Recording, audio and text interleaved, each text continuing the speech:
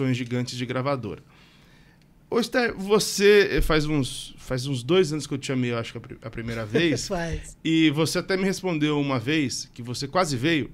Você falou assim, ó, tá rolando essa polêmica do Gugu, essa questão da discussão de herança. Eu não posso falar desse assunto. Primeiro porque era segredo de justiça. Segundo porque você não queria também se meter nesse imbróglio todo. Sim, sim. Como é que tá hoje? A gente soube que no final do ano passado foi resolvido, né? A família se resolveu. E calmou pra você? Tá mais tranquilo? Acabou o problema judicial. Fizeram um acordo familiar, que é o que deveria ter sido feito desde o começo, Piunte. Foram 5 anos de dor, de sofrimento para uma mãe de 90, hoje 95 anos, para um filho, para uma irmã, que é uma pessoa maravilhosa, parecida, é uma das melhores pessoas que eu conheço na minha vida. Mas fizeram um acordo, tudo se resolveu, mas infelizmente isso deixa cicatrizes. Por 5 anos eu fiz uma gestão de crise de um cara que não estava aqui. Não estava aqui para se defender. Então, o que aconteceu com o nome do Gugu é assustador, Piunte, porque todo mundo, e até hoje, fala o que quer sobre o Gugu, sobre o filho do Gugu, sobre a família do Gugu. E isso agora, o tempo dirá o que vai acontecer. Para mim, acabou. Eu estou encerrando essa jornada que eu tive desde a faculdade com ele. Eu tive um hiato aí grande, que eu fiz um trabalho com sertanejo, que eu me orgulho e sinto saudade. Mas finalmente acabou. Agora, eu não tenho, no Brasil, e olha, América Latina, eu não tenho no mundo registro de algo como foi vivido pós-morte do Gugu. É assustador, é triste, acima de tudo triste, porque um cara que eu conheci na faculdade, que construiu uma história grandiosa, não sozinho. Ele e Fausto Silva construíram uma história que não vai mais se repetir. A TV brasileira, se você for estudar a TV brasileira, esse anos 90 e 2000, é uma coisa viva, era uma adrenalina. E aí construiu uma história linda de vida, de respeito pelas pessoas, e tudo isso, no dia que ele foi sepultado, 2 dias depois, isso tudo foi jogado numa lata de lixo. E, infelizmente, e aí virou praticamente, as pessoas começaram a achar que era domínio público. Eu falo, até hoje tem aí pseudos jornalistas, porque nós que falam, eu falei, eu vi, eu sei, eu fui ameaçado. É tudo mentira, mentira, mentira, mentira. A dor te impede de tomar determinadas... Se eu tivesse esse perfil de, olha, não fale isso que eu te processo, a dor que eu estava sentindo não me permitiria. Era uma dor de um irmão que a vida foi tirada de uma hora para outra. Na véspera, a gente conversando, no dia seguinte ele já estava ali praticamente morto. E aí virou domínio público, cara. É assustador. E não só assustador, Piunte, do lado de quem propaga essas coisas. É assustador como as pessoas opinam sobre o que não sabem.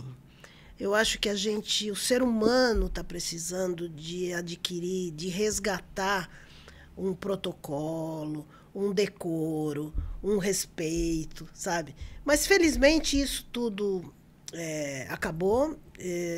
A minha torcida é que essa família possa ter paz, em especial a Dona Maria do Céu, que eu lembro que o Gugu sempre falava para mim, eu brincava muito, todo ano ele fazia uma viagem de navio com a mãe. Eu falava, todo ano você se manda e vai fazer essa viagem com essa família e tal. Ele falou assim, para minha mãe, tudo. O amor desse cara pela mãe, e eu acho que eu já gostava da Dona Maria do Céu. Hoje eu digo assim que eu tenho amor por ela, assim, eu olho para ela, ela me emociona, eu gosto de estar perto, de conversar, porque eu não sei se eu como mãe que sou, suportaria a dor que essa senhora viveu. Então, assim, agora, daqui para frente, é uma história que espero que seja mantida, que seja reescrita da maneira como ela deveria. Nesses 5 anos, eu fiz a curadoria de um acervo com uma pessoa especializada nisso, e esse acervo, ele manteve o Gugu vivo. Existem hoje 2 conjuntos num dos prédios do Gugu, 2 grandes conjuntos de escritório, onde tudo da carreira do Gugu está lá. Então, é muito bonito. Recentemente, o SBT recorreu a esse acervo, a Record recorreu a esse acervo. E, para mim, que foi um trabalho totalmente idealista mesmo, ouvir das pessoas, dos diretores, dos câmeras, dos produtores falar: não existe no Brasil um acervo como o do Gugu. Isso é um troféu. Esse é um troféu que eu quero para mim. Só o troféu. Sabe? Só o reconhecimento. Porque meu amigo merece. Mas agora, vida que segue, e ele segue a dele, e a gente segue a nossa, e que essa família tenha paz. Porque ele tanto fez para proporcionar para essa mãe e para os filhos uma vida super, super ok, né? Mais do que ok. Sim. Então, que agora eles sigam em paz. Eu acho que esse é o segredo, esse é o caminho. Eu até comentei antes aqui, eu falo com a Silvia Comeneiro às vezes sobre esse assunto. A Silvia era assessora da Marília quando ela faleceu. E, de certa forma, ela vai acabar como assessora da Marília para sempre, porque sempre que alguém precisa de alguma informação, principalmente da imprensa, liga para ela. Não tem muito para quem ligar. O pessoal de imprensa não tem acesso ao escritório, Sim. não tem acesso à família. Liga para quem era assessora. O telefone seu toca até hoje? Direto, não passa uma semana. E eu vou te falar, eu conheço a Silvia muito bem. A Silvia foi para a gravadora Continental Chantecler quando eu saí. Então eu me sinto um pouco... assim, fui antecessora dela. E eu sei que ela deve pensar igual. Enquanto me ligarem para perguntar alguma coisa do Gugu ou do João, né, que geralmente as pessoas querem muito saber do João Augusto, eu vou atender esses telefonemas com o mesmo carinho que eu sempre atendi os telefonemas para falar do Gugu. Porque não tem como, é uma história que a gente construiu, né? E acho que eu dou graças a Deus quando alguém me liga, porque nesse universo em que as pessoas já nem ligam mais para saber ou para checar, quando alguém me liga, eu faço questão de auxiliar, de encaminhar, explicar, olha, fala com essa pessoa, fala com esse sobrinho, ou fala com essa mãe, ou vamos tentar que você fale com a irmã, que ela é super low profile, mas...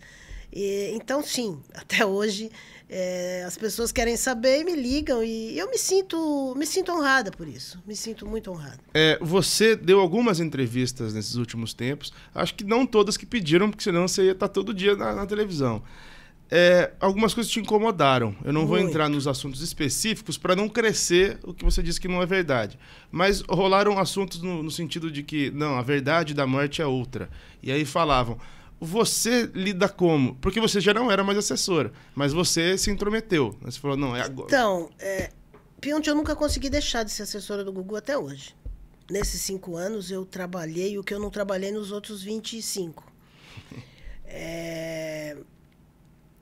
Realmente falam coisas absurdas, porque é o que eu te falei, caiu no domínio público. Eu lidei... Bom, nos primeiros dias, quando essa questão judicial explodiu,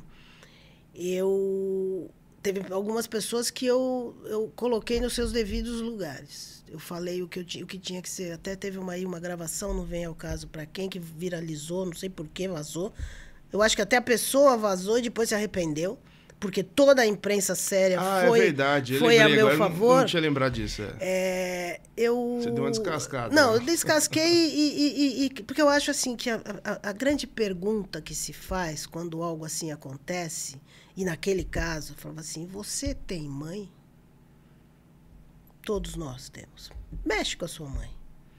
Né? Você tem filho, você tem mãe.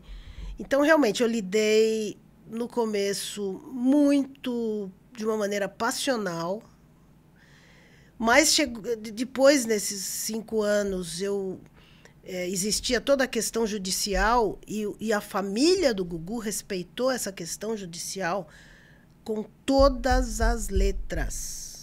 Mas existia uma indústria vazando coisa que você fala, cara, como que pode? Coisas, segredo de justiça, eu falo de boa, gostaria de um dia dar uma palestra. Não existe, Pionte. Não existe. As pessoas têm acesso a processos. E aí você fala, mas como isso? Dá um dinheirinho para alguém de dentro de algum lugar. Então, realmente, eu enfrentei isso de uma maneira... Fui aprendendo.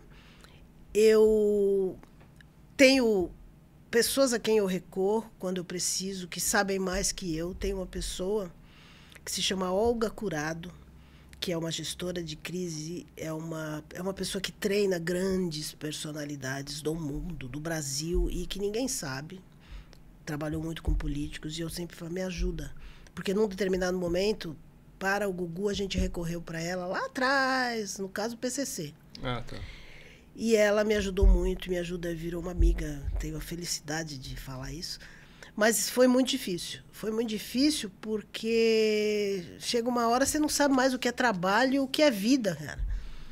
E eu não dormia à noite, eu acordava chorando, falava, não pode isso acontecer, como que isso está acontecendo? E eu que sou uma pessoa muito... a minha vida toda eu trabalho muito a questão da espiritualidade, eu acredito que a gente não acaba aqui. Então, eu me machuquei, herdei algumas sequelas disso, que agora eu estou resolvendo. Mas foi difícil. Nunca vivi nada semelhante, porque você não conseguia parar de pensar nisso, cara. Era um negócio muito louco, assim. Não conseguia tirar férias por 5 anos. Não conseguia desligar a chave e ligar em outra, sabe? Mas... acho que tudo a seu tempo, Deus sabe o que faz e não assim precisava ter durado tudo isso, né? Era mais fácil ter sentado todo mundo e resolvido. Olha, eu vou falar uma frase até que sem nenhum julgamento à categoria, mas quem ganhou, só um determinado tipo de profissional ganhou com isso, que são os advogados. Meu amigo construiu um belo patrimônio e sempre teve grandes e tem grandes advogados, pessoas que cuidam da vida dele toda, que cuidaram, mas só advogado ganha dinheiro com isso. E isso poderia, eu sempre pensava assim, se o Gugu tivesse vivo, negociaria, vamos pegar esse dinheiro aqui, se a gente soubesse, vamos fazer alguma coisa para alguém, alguma coisa relevante, daria para fazer grandes coisas.